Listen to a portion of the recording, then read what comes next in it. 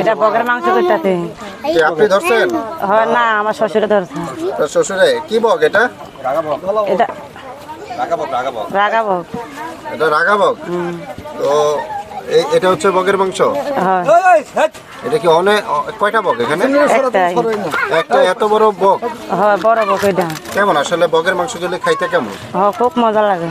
হ্যাঁ, মজা আছে। এটা কি আলু টালু দিয়ে রান্না করেন নাকি না ভুনা করেন? খালি ভুনা করবো। তো আপনি আপনি আপনি ইনকাম করেন কিভাবে? আমরা সিঙ্গা লাগাই পোকা ফোলা। আপনারা কি কোথায় কোথায় সিঙ্গা লাগান? মানে এই ভোলার ভিতরে না ভোলার বাইরে? গ্রামে গ্রামে যাই, মানুষের বাড়ি বাড়ি যাই, সিঙ্গা লাগাই পুক হয়। তো এক সিঙ্গা লাগাইতে আপনারা আসলে কত টাকা করে নেন? 10 টাকা 20 টাকা। এত কম টাকায়?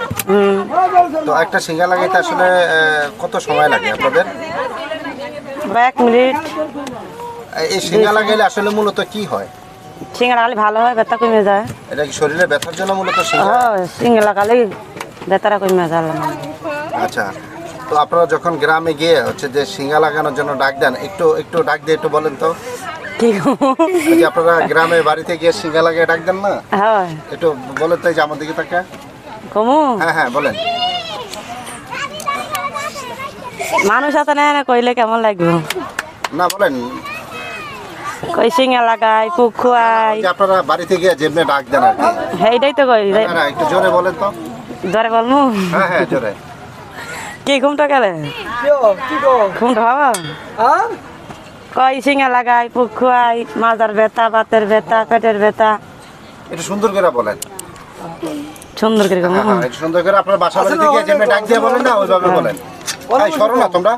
এরা সরবে না, এরা সরবে না। বলেন আপা। একদম তরুণী তাই না?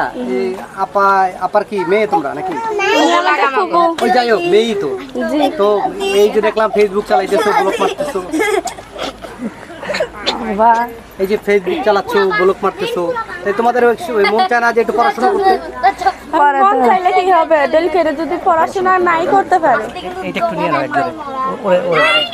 তো এই আমরা আছি ব্রেদের সম্প্রদায়ের একটি আপার সাথে এখন কথা বলবো। আসলে তারা হচ্ছে যে সিঙ্গা লাগিয়ে থাকেন এবং হচ্ছে যে তাদের মহিলারা মূলত সিঙ্গা লাগিয়ে থাকেন গ্রামে গ্রামে, এবং হচ্ছে পুরুষরা যারা আছেন তারা হচ্ছে যে পুকুরে পানিতে নেমে তারা হচ্ছে যে যাদের স্বর্ণ গয়না অলংকার হারিয়ে যায় তাদেরকে হচ্ছে যে মূলত সেই জিনিসগুলো তুলে আসলে তারা হচ্ছে জীবিকা নির্বাহ করে থাকে। তারা আজকে বহুত বছর যাবৎ আজকে তারা ভোলাতে বসবাস করছেন এবং খুব স্বাধীনভাবে এবং প্রশাসনের এবং রাজনৈতিক সব কিছুতে তারা অনেক সাহায্য সহযোগিতায় তারা খুবই খুবই ভালো আছেন। এবং